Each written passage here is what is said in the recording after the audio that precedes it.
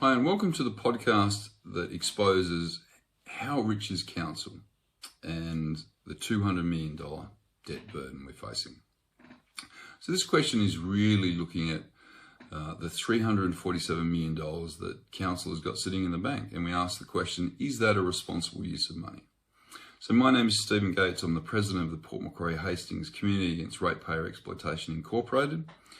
And a word of warning and full disclosure, I'm also running as mayor in the current election. Any political advertising in this has been authorised by myself, Stephen Gates. So we all know that council's got $347 million sitting in the bank. The question is it responsible? And I would say to you now, it is completely irresponsible. We've heard from other people say if they get elected, they're going to spend the money and demand that it gets spent. It's not as simple as that. And we need to understand why. So in terms of the reserves, there are basically three types. So the first is an external reserve, which is governed by a piece of legislation or a special levy which has been levied, for example, on Broadwater, and they have to be used for the purpose that the funds were received for. For example, developer contributions for roads or for water or sewage. They must get used in accordance with the plan or the act. The second one is what's known as internal restrictions. Now, these are just fabricated accounts. Council, usually the paid body, comes up with a name, decides to take some money off the operational budgets and sits them in a bank account where it earns interest. They can choose whatever they want. They can abolish them from tomorrow.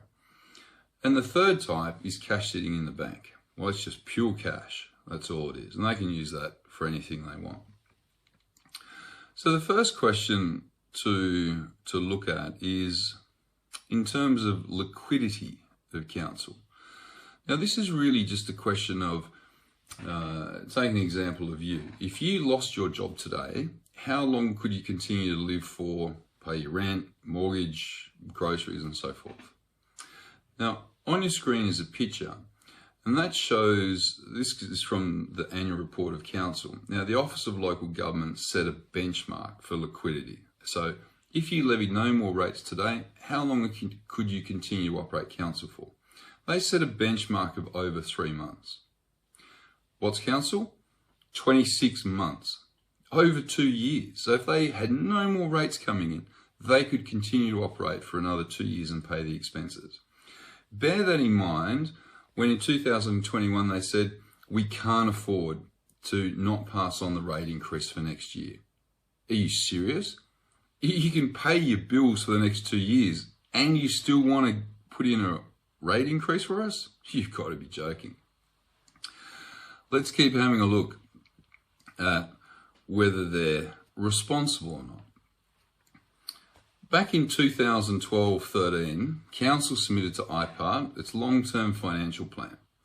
And it said, and I'll read it out, currently council has an identified infrastructure backlog in excess of $112 million, with an annual increase in the backlog works in the order of $12 million. So it's increasing $12 million a year.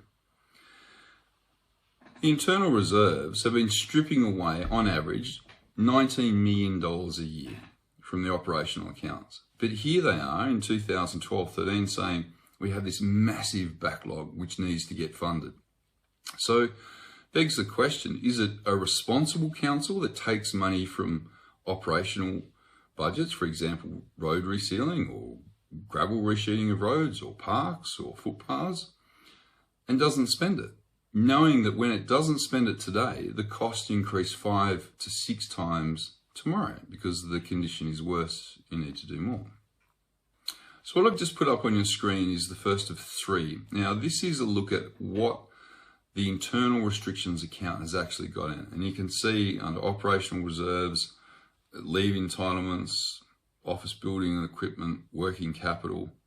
They're a bit fudgy, some of these. Working capital is just a slush fund you can do what you want with. Quarantine funds, next one, Crown reserves. Surf clubs, tourism. You could say this is responsible, or you could simply say that this was something that was previously done as part of their annual budgets. If we look at the next one, The next picture is looking at roads and infrastructure. We've got one for asset revaluation in there. Playing fields, Lake Road upgrade. And then you've got some for council business units, the airport, crematorium. And in the next picture that we put in, you have ones in for, and I love this one, town, beach, sand, nourishment / 4-wheel drive access points. And we have $624,000 sitting in it. Now, I've watched this one over many years, and it just keeps creeping up and up and up. I think what you'll join me in saying is, when you see that, is this is just a means of putting a title to something to give the impression that it's allocated and you can't use it. Well, that's absolute bullshit. They can change this anytime they want.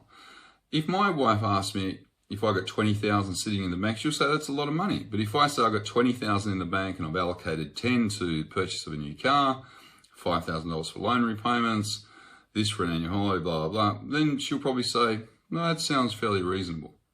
It's smokes and mirrors. That's all it is.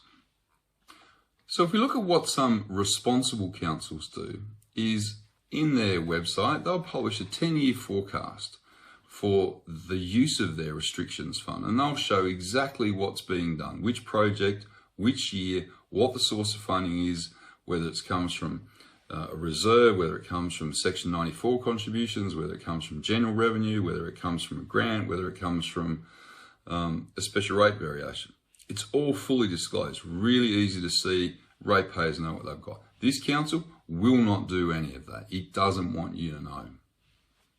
So one of the things that we've done as the association is we monitor the trends over time, because to look at 1 year doesn't give you the answer. You actually need to look at a long time period, and we've looked at 20 years. When we analyse the difference in the restrictions account and how it's grown from 2005 to 2020, you can see it's growing by about $19 million a year. Now, not all of that's straight from operational accounts. Some of it's from developer contributions or grants that haven't been used. Quite a lot of it is they've pulled money out from operational budgets, which is roads.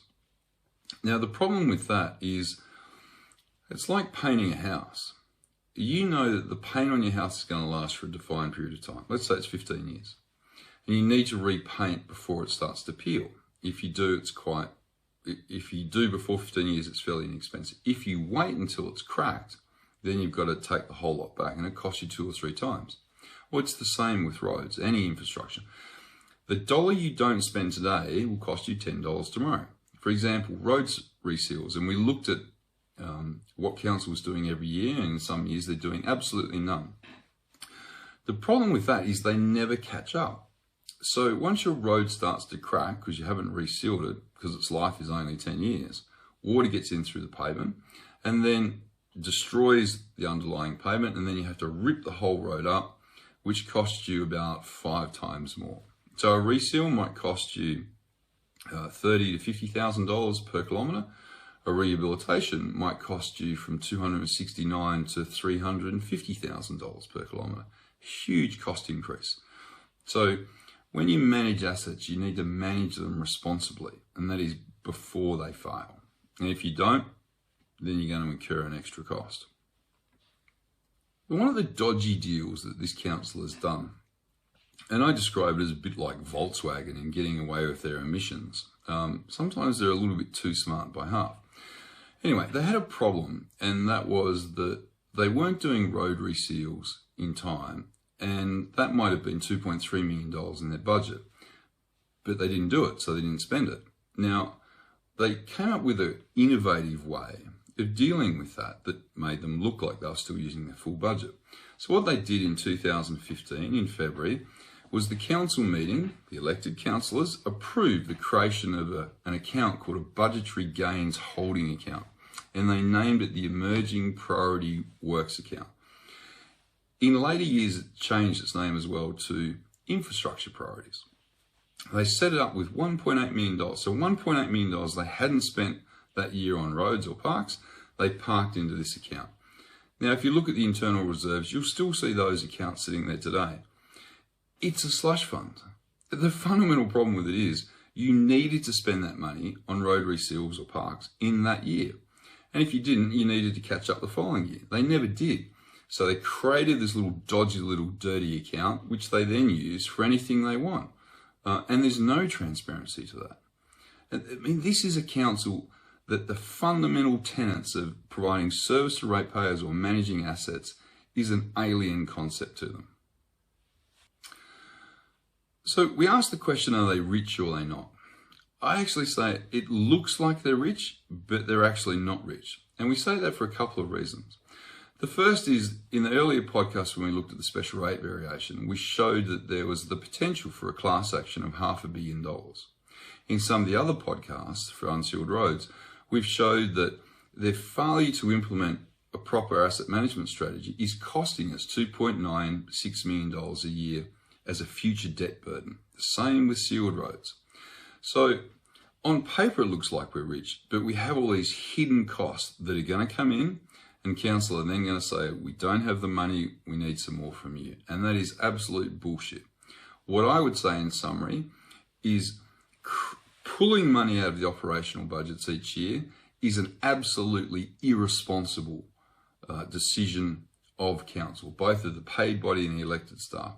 I would even go so far as to say that the decision is not made in good faith, and there is now personal liability from those individual managers or elected staff for liability under this. And that liability is for the future debt burden that's created now for future generations. So one of the things that I want you to ask is to go back to the title of the series, and that is council incompetent? Are they corrupt? Or do they just don't care about you? And that's an answer we really want you to come up with. Thank you.